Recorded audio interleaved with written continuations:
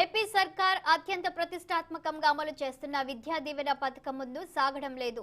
ఇవాళ ప్రారంభించాల్సిన ఈ పథకానికి అధికారులు మరోమారు వాయిదా వేశారు.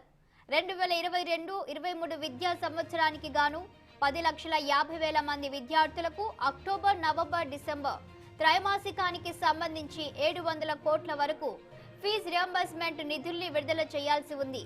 సంక్షేమ క్యాలెండర్ ప్రకారం గత నెల 28నే ఈ నిధులను విడుదల చేయనున్నట్లు ప్రభుత్వం ప్రకటించింది.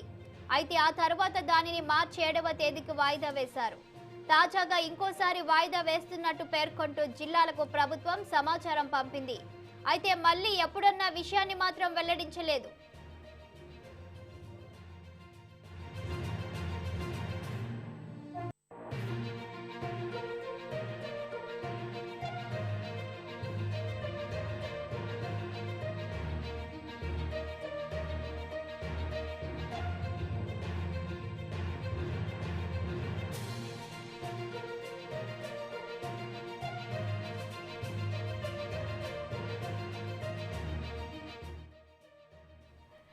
ఏపీ సర్కార్ అత్యంత ప్రతిష్టాత్మకంగా అమలు చేస్తున్న విద్యా దీవెన పథకం ముందుకు సాగడం లేదు.